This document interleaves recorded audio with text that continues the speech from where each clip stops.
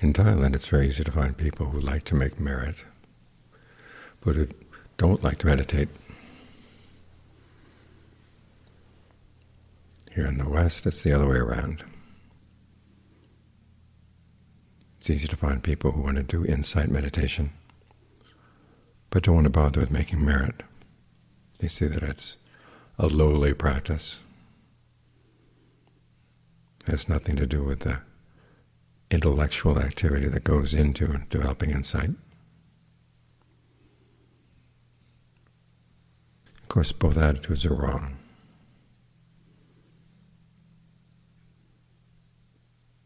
The practice of merit is a basis for the meditation. And it's part of the training of the citta. You have to remember that this word means both heart and mind. So we're not training just the mental faculties that we think of when we think of mind.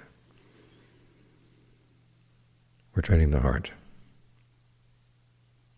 And a lot of the training of the heart has to do with generosity and virtue and development of universal goodwill. And it's a necessary part of training the mind as well. As the Buddha said, if you're not generous, there's no way you're going to get the mind into right concentration. Because generosity requires a certain breadth of heart, where you're not concerned only about yourself, but you want to think about other people too, because you realize that if your happiness depends on the suffering of others, it's not going to last. And when you found something good, the wise attitude is to want to share it, not just hold it for yourself. So getting the mind into concentration requires an attitude of generosity. The same with virtue. Virtue is perfected at stream entry. It's a high level of attainment. And again, virtue is partly a quality of what we would say of the mind, when you see that if you want your actions to be the type that allow you to settle down, you want to make sure they don't harm anybody.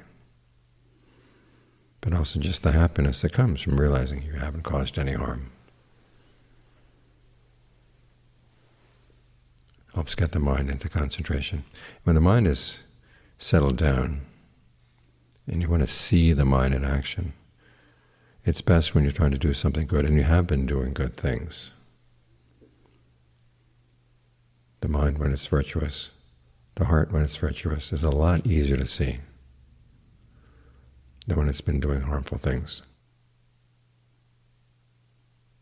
So that quality of the heart that goes into virtue is a necessary prerequisite for insight. Otherwise, the mind hides things from itself. It goes into denial. It's like a scar. Either it's an open wound and you try to avoid it, or it gets covered with scar tissue and you pretend it's not there. And neither attitude is going to help get the mind into, even into basic mindfulness practice, to say nothing of the insight that is required for the first level of awakening. As for generosity, the Buddha says that's perfected with non-return, an even higher level. When you give, not because of any idea of getting anything out of it, but total giving away. Now, to get up there, to get to that level of generosity, the Buddha says there are good ways of motivating yourself in terms of thinking what you're going to gain from the act of generosity. The lowest level, of course, is thinking whatever I'm giving away, I'm going to get back through the principle of karma, hopefully with interest. But there are higher levels as well.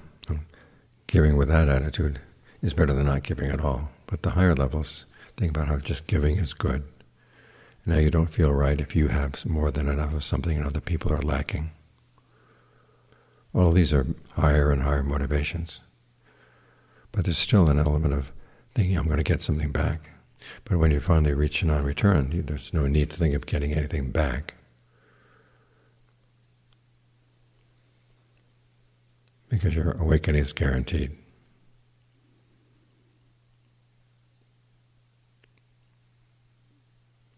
So you give totally away. So these qualities of the heart are related to stages of awakening, stages of right view. You see this especially when the Buddha talks about thoughts of goodwill. He says, if you think that ill will is appropriate in any situation, that's wrong view. You're a tendency to dismiss other people, to say that they're not worth your attention. They don't deserve to be happy. That's ill. That's wrong view. It makes it impossible to get on the path. So we develop generosity, we develop virtue, we develop thoughts of universal goodwill as part of the total training of the heart and the mind together.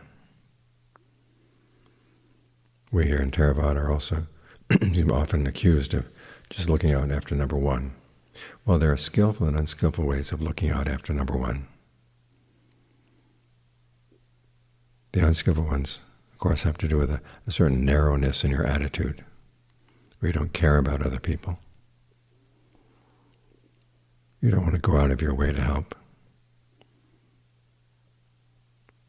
That is very unskillful, and is not going to get you anywhere on the path.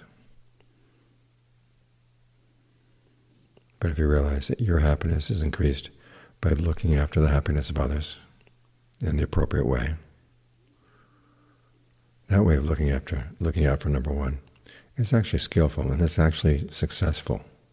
You look after your own interests. As the Buddha said, you develop qualities of goodwill, kindness, patience, equanimity.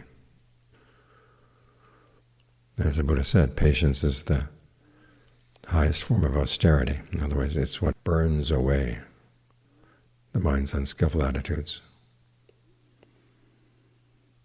And equanimity is found in many of the lists of the qualities you're trying to develop as you meditate, both in the heart qualities of the Brahma-viharas and in the more head qualities, the factors for awakening. So in dealing with other people and trying to help them as best you can, it will require patience, because people are difficult. And you say, I don't want to help people because they're difficult, then you're going to miss a lot of the training that your mind needs. Same with equanimity. People are going to say and do things that you're not going to like. And if you make that the excuse for not helping them, then who are you going to help? And you're certainly not going to help yourself in the right way. So the training requires both the heart and the mind. And the basic training in virtue, generosity, developing thoughts of goodwill is not a lowly training.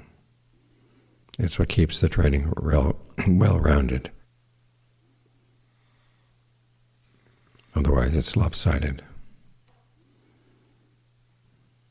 Like a person who exercises some parts of the body and other parts doesn't exercise at all. It's going to be hard to walk straight. You want to exercise all the good qualities of the heart and the mind. And only then will any of them have an opportunity to succeed.